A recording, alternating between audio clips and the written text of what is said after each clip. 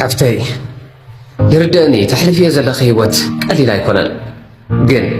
እንዳነ ባዕከን እንዳ ሓዘንክ ነዛ ህይወት ክትነብርያ ዕጫኺ ይኮነን እንዳ ሓዘንክ እንዳነ ባዕከን ንድሕሪት ደኣምበር ንቕድሚት ከቶይ ትስግብን ይኸ ስለዚ እቲ ስኽትደልዮ ዓወት ንኽመፅእ እቲ ስኽትደልዮ ህይወት ንኽመፅእ እንዳነ ባዕከን እንዳ ሓዘንክን ዘይኮነ ካብዚ ተሕልፍየ ዘለኸ መሪር ህይወት ዝኾነ ትምህርቲ ብምውሳድ ንቕድሚት ክትስጉም እዩ ዘለኪ ሰናይ ዘበለ ኩሉ ንዓኺ ይኹን ሰላምኪ ኣብ ሓደ ሰብ ክውሰን ይብሉን ምናልባት ሓደ ዓለመይ ሰበይ ናተይ ዝብለክ ዝነበረ ሰብ ክሕደክ ይኽእል እዩ እዚ ሰብ እዚ ምስ ከደ ግን ናትክ ሰላም ክዝረግ ይብሉን ናትክ ሰላም ምስ ሓደ ሰብ ዝቁረ እንደይኮነ ምስ ገዛእ ርእስኺ ዝህሉ እሞ ሰላምኪ ሓልው ሕጂ ሰላም ተደይኮንኪ በቃ እቲ ትደልዮ ሪሌሽንሽፕ ምስ ኣተኺ ተዓርክኺ ምስ መፀ እንታይ ዓይነት ውሕስነት ይደለክ ሽዑ ሰላም ከም ትኾን ኣብዚ ሰብ እዚ እንተዳ ኣሚንኪ ሰላምክ እንተዳ ኣብኡ ጌርክዮ ፅባሕ ንጎ እዚ ሰብ እዚ ምስ ጠለመኪ ዋት ውድ ሃፐን ገዛ ርስና ክንፍትሽ ክንክእል ኣለና ናይ ባሓቀለ እዚ ሪሌሽንሽፕ እዚ ድደልዮ ናይ ባሓቀለ ኣትየ ደለኹ ደስ ኢሉን ዲ ኣትየ ደለኹ ክንብል ንኽእልና ዊ ኒድ ቱ ቼክ ኣወር ሰልፍ ካብ ድሌት ተበጊስና ዲና እዚ ነገር እዚ ጌርናያ ወይ ስቂልና ኢና ኣትይናያ ማለት ዓርኪ ሒዘ ስለዚ ንምንታይ ሰላም እየ መፀ ምክንያቱ በይነይ ሰላም ስለ ደይኮንኪ ዊ ኒድ ቱ ቢ ምስ ሽግራትና ምስ ዘለና ፀገማት ብሕታዊ ክትከውን ትኽእል ኢኻ ሜይቢ ድድግፈካ ሰብ ደይክህሉ ክእል ሽግር ክህልወካ ክእል ፀላእቲ በዚሖም ካ ክእሉ እዮም ምዞም በቃ ምስ ፀላእትኻ ሰላም ክትከውን ክትክእል ኣለካ ናትካ ሰላም ስቕ ኢሉ ክዘራረግ የብሉ ክልዮ ተዘይኮይኑ ማለት ንምንታይ ኣበይንኻ ድዝረግ ሰላምካ ዝሰርቕ እንተ ደኣ ኮይኑ ግን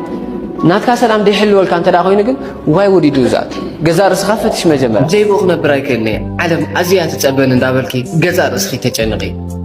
ናትካ ሓጎስ ኣብቲ ስኽትደልዮ ሰብ ዘይኮነ ኣባኸ ይድምርከሱ እሞ ኩሉ ግዜ ብዘይብኡን ሕጉስቲ ክትኮኑ ክትክእል ኣለኪ ምናልባት ንሱ ረኺበ እየ ሕጎስ ትብል እንተዳሃለኺ እንታይ ሓደከኸ ሰላም ክዲ ክስረቕ ንምንታይ ከም ትኾኒ ስለዚ ብዘለኪ ፀጋታት እናተሓጎስኪ ክትነብሪ ኢዳ ደለክ እምበር ንምንታይ ዘይረኸብኮ እንዳበልኪ በተዘጋፈዐክ ሰብ እንዳፈተህ ክትነብሪ ዕጫኺ ይኮነ ኣይትንብዕጆኺ ኣነስ ኩሉ ግዜ ምስ ተበደልኪ ኣይኮነለይ እንዳበልኪ ኣይትሕዘኒ እዚ ሕጂ ጋጢምክ ዘሎ ሽግር ምናልባት ከቢድ ክመስለካ ክእል እዩ ንድሕሪት እንተዳ ተመሊስከ ግን ካብዚ ዝኸብድ ሽግራት ብዙሕ ሽግራት ተሕሊፍከ ኢኹሞ እዚ እውን ክሓልፍ እዩ ሓደ ክትርስዕዮ ዘይብልክ ነገር ድማ ንስኺ ካብ ሽግራትክን ካብ ፀገማትክን ንላዕሊ ኢኺ ክንደይ ግዜ እሞ ይቕረኮ በዚሕኒ 10 ግዜ ክብድለኒ ኣነ ከዓ ክጭኮን ኣይደሊኒ ትበል እዩ ሰላም ይግብአክ እዩ ሓዳ ኮነ ብሰንኪ እዚ ሰብ እዚ ሰላምኪ ክዝረግ ዕጫኺ ይኮነን ይቕረበልሉ እሞ እቲ ዝጥዕመኪ ድማ ንበሪ ኣይትሕልየላ ግን ከዓ ኣይትጉዳእያ ምናልባት ከተስሓቐ ዋላ እንተዘይከኣልካ ግን ከተሕዝናን ከተንበዓን የብልካን ንሰባት ወላ ፅቡቕ ነገር ኣይንግበረሎም ሕማቕ ነገር ብዘይምግባር ግን ዓብኡ ዕለት ክንውዕለሎም ንኽእል ኢና ንስኻ ኢኻ ንስኺ እውን ንስኺ ኢኺ ንዝኾነ ሰብ ክትመስል ኢልካ ኣይትፈትን ንገዛእ ርእስኻ ምሰል ብዙሕ ግዜ ንኻልኦት ሰባት ክንመስል ክንብል ኢና ገዛእ ርእስና ንስእና ስለዚ ኣብ ናይ ህይወት ጉዕዞና ንኻልኦት ሰባት ክንመስል ኢና ዘይኮና ንገዛእ ርእስና ክንመስል ኢና እንተዳ ፅዒርና ገዛእ ርእስና ንምዃን ዘዲና ኩሎም ነገራት ኣብ መንገድና ክረኽቦም ኢና ስለዚ